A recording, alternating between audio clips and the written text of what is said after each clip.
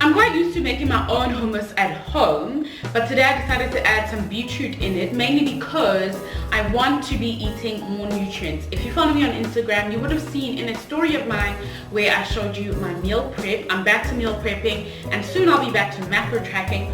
But yeah, I'm trying to consume more nutrients. So on top of the fiber that I'll be getting from the chickpeas I use in the hummus, I'm also going to be getting some extra goodness from the beetroot. I absolutely don't like beetroot on a plate because it just tends to bleed everywhere. So if you're trying to get me to eat beetroot, either put it in a chocolate cake or put it in some hummus.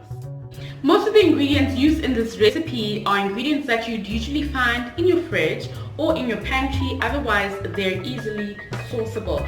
But there's one special ingredient that we're going to use, and it is tahini paste. Tahini paste is a sesame seed paste that is mainly used in Middle Eastern and Mediterranean cooking. It tastes a little bit nutty, and it's a little bit of an unfamiliar taste to people that are more westernized.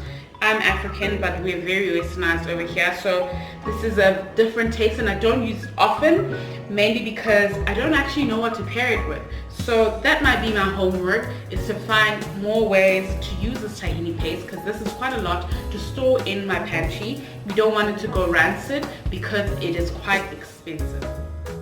For the full recipe, check the description box. I've got everything prepared here to my side, but the key to this recipe for me, honestly, is just tasting as you go. So I'm going to start by putting my chickpeas in here.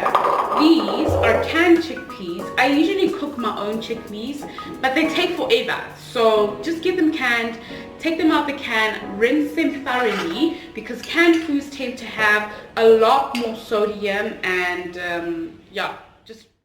Once you've put your chickpeas and beetroot into a jug, you're then going to add the crushed garlic. After that, you'll add the lemon juice and then the olive oil.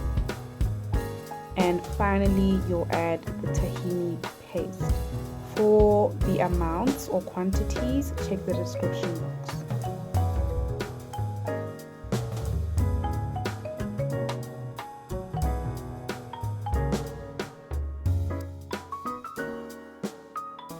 I'm using my stick blender, but if you've got a NutriBullet, that'll work fine as well. However, the NutriBullet will make it a lot smoother. I like my hummus to be a little bit chunkier and not completely smooth, otherwise then it just tastes like baby food.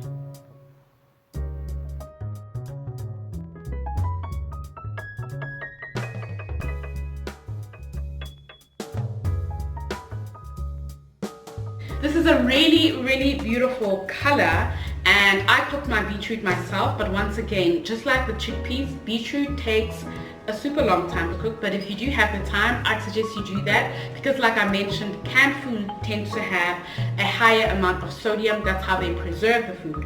But if you don't have the time, just get canned beetroot and canned chickpeas, and that will cut your time immensely. But this is stunning. I'm going to add a little bit of salt now and taste it, and then you really can enjoy this with anything you want.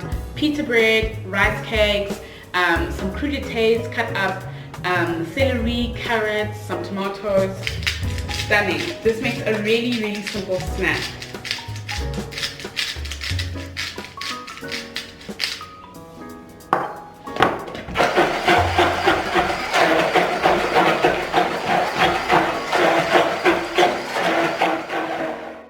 I'm going to have a taste of this now and adjust it if necessary.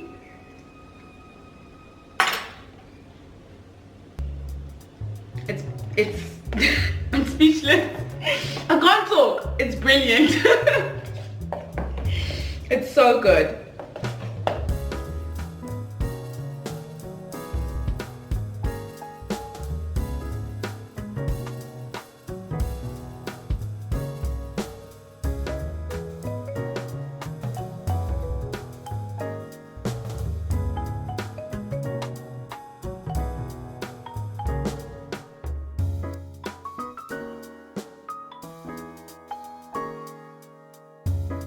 I'm having mine with some rice cakes, but like I said, you could have it with some raw veggies, This is my mid-morning snack, so if you will excuse me.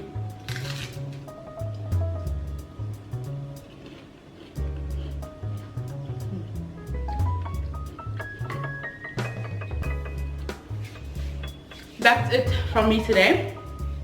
Super simple recipe.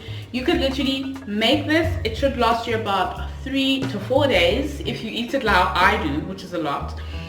But mid-morning snack, afternoon snack, if you've got guests coming over while you're busy in the kitchen, you could make this as a little bit of like a snack or an aperitif for them to enjoy it with some drinks. Cool. I hope you enjoyed that. If you did, please give it a big thumbs up. And if you do try some of my recipes, please tag me on Instagram. You'll find my Instagram down below in the description box.